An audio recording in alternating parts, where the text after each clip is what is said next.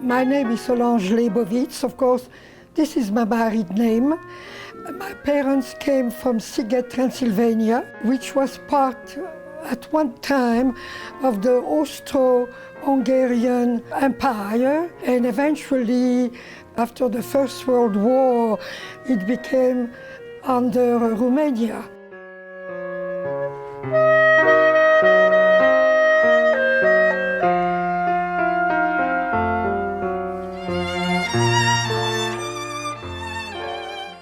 My father, Eizik Dratler, Jacques Dratler, came from a very large but very poor family. His mother sent him to another city where he had an older brother, where he learned the art of making shoes and boots. My mother, on the other hand, her family, they had a bakery in Sighet. So they were a little bit better off, and they owned a house. When my father settled in Sighet, he married my mother.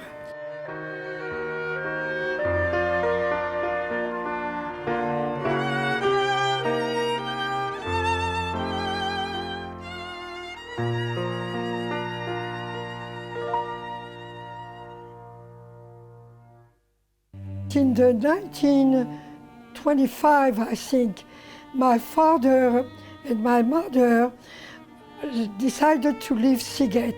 There was no livelihood, especially in the villages. The peasants were not happy with the Jews because they thought there was competition with lawyers and bankers. My father would have liked to come to the United States, but was unable to, and so he decided to come to France. My parents, they had lost everything in Hungary. As a child, of course, I didn't know that we were poor. You don't know those things until you're a little bit older. I had been growing up a sickly child.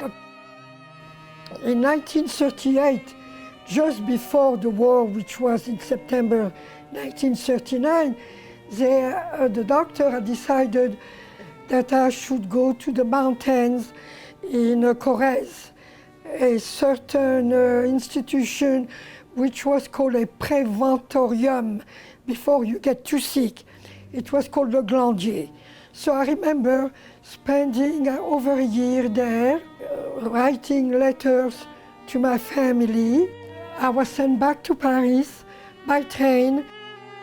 One of my older sisters, Regine, had married a man from Budapest, Hungary, at the start of the war. And then he was taken prisoner of war and sent to Germany. So my parents decided to send me to live with her for a while. It was Le Morvan, a state, a province in France, where I spent almost, I don't know, a year or two.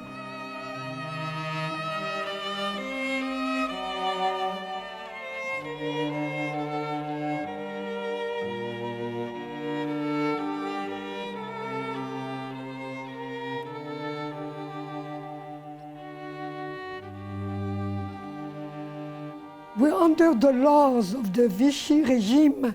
We had to register as Jews, and we had to go to the 40 kilometers away to a city called Couterne, where I was given the yellow star, which I was supposed to sew on my sweater. We live in a very, very remote place away from the main village called Jeusot, Jeusot. And one day there was the big county fair, and I had the yellow star, and everybody was looking at me. But remember, I was maybe 10 or 11 years old, very, very shy, and I was very upset.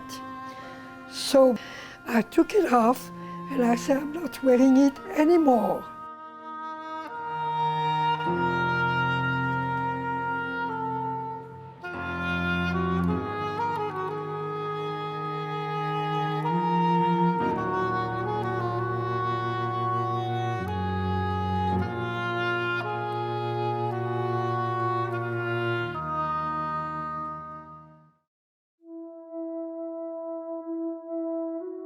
I do remember that at one time they did come to arrest my sister.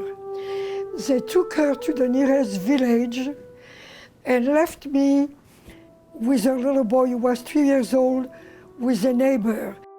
There was a man who knew her and also probably was working for the resistance, and in cahoots with the mayor, they released her right away because at that time they didn't have German soldiers there. So right away we took the train and we came to Paris. There she took me to the wife of the French Jewish director of the company. His name was Maurice Blum. His wife took me to Normandy, where she knew an older French couple, Monsieur and Madame Clément Barbier. They had a lovely house on the main road, beautiful garden. They had a pressoir. A pressoir is where they made their own cider. So all year we drank cider. So I spent about 2.5 years with them until after the liberation. They sent me to school, public school, and they sent me to church every Sunday. There were a couple girls that are suspected were Jewish, but the climate of fear was such that I never asked them if they were Jewish. They never asked me if I was Jewish, because you couldn't tell. Otherwise, the Germans were right there, and you didn't want to be arrested, and not only that, to cause arrestation to the people who took care of you. I must mention that the directrice of the school, Mademoiselle Geneviève Pitois, was very smart. I guess when she knew they were coming, she sent me to the kindergarten class to supervise. And I remember I had red hair and blue eyes, so I didn't really fit, you know, what you call the stereotype of the Jews, you know, dark hair and whatever. So at one time I did see the door open and a German soldier. He looked, he saw the small children, he saw me, red hair, and he closed the door, and that was it. So as you could see, I have been very fortunate all along. My family was left in Paris, and I didn't know what happened to them. They were happy that I was in Normandy, but they started to arrest Jews.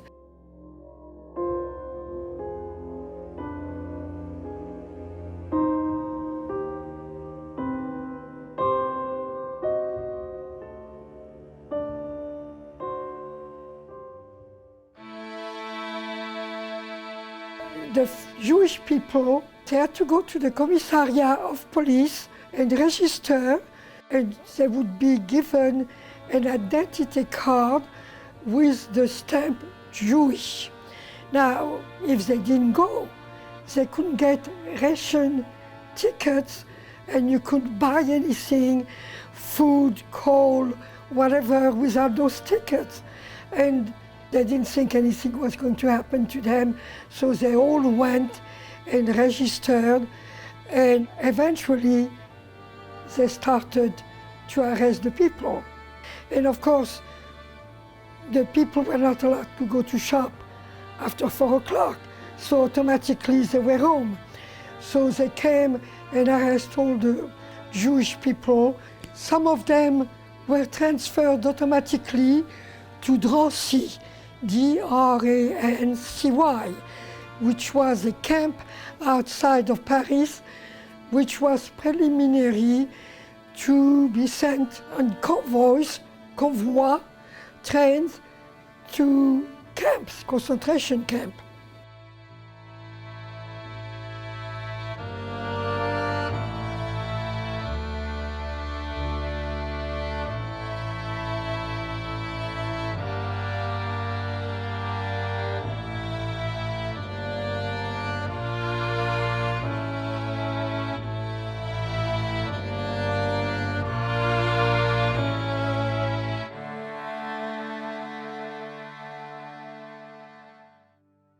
So my mother and father didn't know what to do, but eventually they decided to go to the office where Maurice Bloom took care of the business. My father didn't leave right away. They decided that my mother and my oldest brother, Armand, would go to Limoges. My brother and my father were in Paris, in their small apartment, but somebody denounced them. The German or the police were giving $500 for the people to denounce Jews. And of course, you always found someone who went for the money. And they had a friend who warned them that somebody would come and arrest them. So they quickly moved to a room in another building of the courtyard. My brother opened the window and went on the edge of the roof, helped my father to cross over, and they slid down the water spout into the alley. So that's how they escaped. My father and my brother eventually were able to take the train, go to Limoges, where they found my mother, and they ran from hotel to hotel until my brother found a friend from Paris, and the friend took him right away to his mother, and my mother and father said they cannot stay in hotels anymore, it's rather dangerous. So she says she knows a man who has an apartment.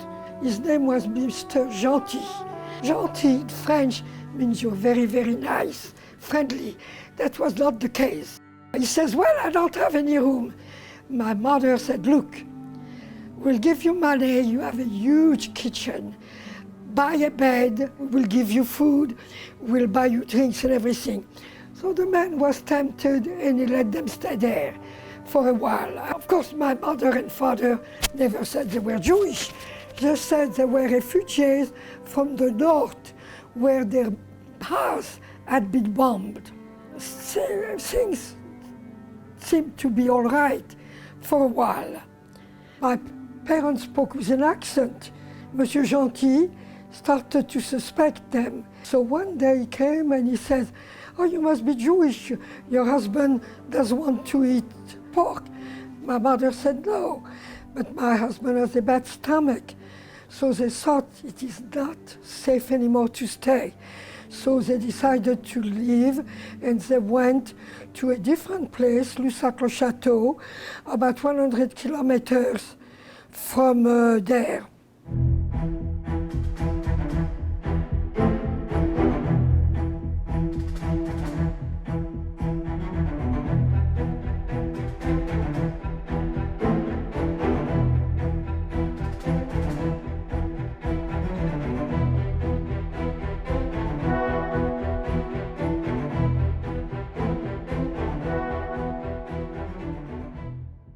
The war was going on very badly between Germany because French, both England, Australia, Canada, they all joined as allied to come and fight, on D-Day.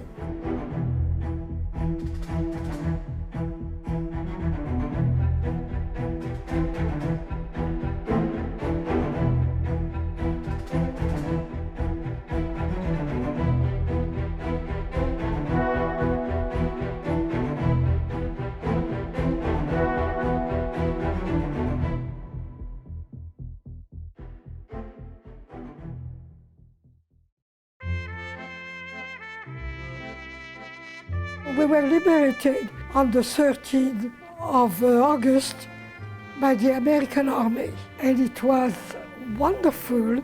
Every day I stood in front of the main road with cider to give to the convoy of American soldiers pass by. And of course, they were very generous.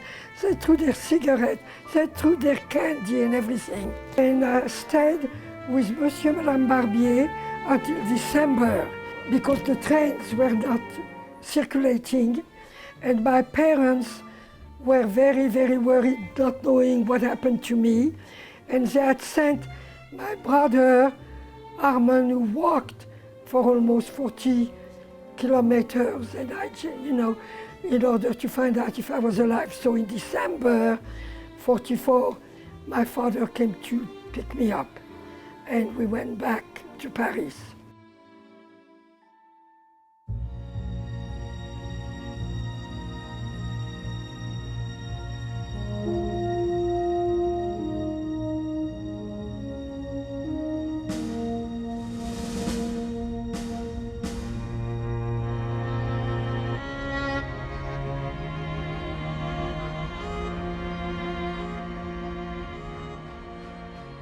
The way things are right now in the world, the United States and every place else, and the anti-Semitism that's growing and the hatred, I feel very much for the future generation. And this is why I think I want them to know, not just to know my story, but they should know and learn about the history of the world, the history of the United States, the history of all the people, in order to see what happened with the prejudices.